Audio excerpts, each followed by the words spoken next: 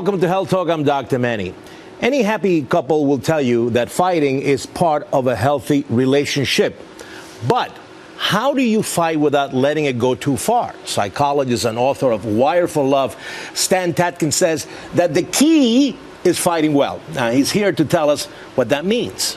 Well, fighting well means understanding that our brains are built more for war than for love. It's very easy to be threatening. And if people understand this, then they understand also how the brain works and how to deal with each other. Give me some tips that I can utilize to control and know when I'm going over the board, overboard. Well, one of the ways to know you're going over the board is her telling you and doing something about it. So in this kind of work, we're not just taking care of ourselves, we're taking care of the other person.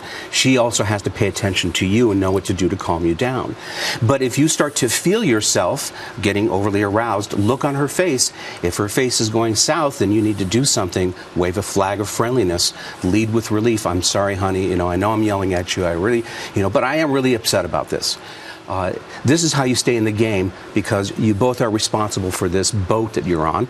And if one of you goes overboard, you both go overboard. One of the things you say is read your partner. Read your partner, yeah. And what you mean by that, I guess, is if I see that I'm getting a very negative reaction from the individual, yes, I should just stop. Stop and say, what happened? What did I do? Right now I'm relaxing my muscles. If I tighten too much, my blood pressure goes up. I'm watching you very carefully. I'm paying attention to every detail. Your eyes, your face, your mouth. That's the way we play that game. So if you go down, I've got to do something about it. I've got to lift you back up. I lead with relief. I'm sorry. You're right. I was wrong. I'm an idiot. Whatever it is. Or I know what you want. I understand what you're afraid of, and I promise you I will take care of that, but this is what I want. Right. One of the things that you caution people against is digital fighting. Well, digital fighting, which sounds like throwing your phone. Right, exactly. People should not be fighting on text or email, Twitter, Facebook. They should not be fighting in the car either, because you're facing forward. If you're facing forward, the way our brain operates, the amygdala, which is the fear center of our brain, fires more quickly, and plus we're legally blind on the sides of our eyes. People are going to get into a fight under those conditions. You need to be face to face, eye to eye, have all oars in the water. Right, and don't text evil things, because that stays for a long time. And if you're not good face to face, you shouldn't be doing this on the phone or texting anyway. Sometimes people storm out of rooms. Yeah.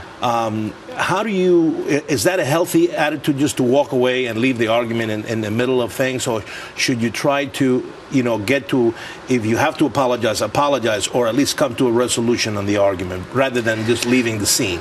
If you can't regulate each other, if these two people can't do it, and one of them has to leave the room to calm down, that's fine, as long as they turn around and come back after about 15, 20 minutes.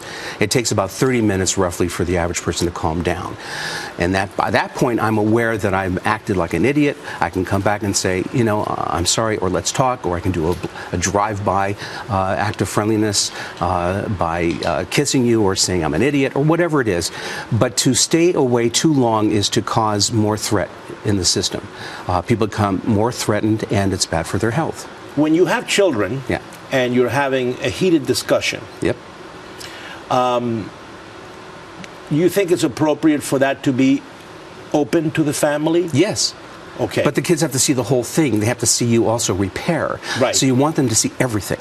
We get into a fight, we make up, we admit our wrongs, and we move on, and we do that fast. Right. And we do that fast. So that is okay. Not too high. Great. Let's not argue in front of the kids, please. No. Okay. But there are a lot of people who come from families where there's conflict avoidance, people who don't want to get into conflict, and these people do things that actually cause conflict. Okay. So to be in a relationship is to be in conflict. Two different brains, it's not possible not to. When do I know that I am fighting just too much, above the norm? Well, if you get that thought in your mind, then you should stop. So if you're aware of that. If I'm thinking, listen, I'm fighting just too much every day. Is a fight. Yeah. But so there's no, you're not allowed like 4 fights per month, nothing like that. I don't think you can do the quota thing. I think fights come about naturally, and they end naturally too. But again, it's your wife. Can your wife stop you? Can your wife say, okay, enough, knock it off? Okay. All right. Well, listen, this is great information because I love all of this psychological stuff, especially when it comes to families and relationship. The book is Wired for Love. Where can people get it and get more information? Amazon, anywhere where books are sold, and people can go to stantatkin.com. Right. And this is the new one, Wired for Dating. And you have Wired for Dating, so I'm sure you're going to have a lot. How understanding the neurobiology of attachment and the style you can use to find an ideal mate. That's the next book that you also have to get. All right, thank you very much for coming to the show. Great information. And if you have any health questions, send them here at Fox, at drmanny@foxnews.com. Until next time, I'm Dr. Manny.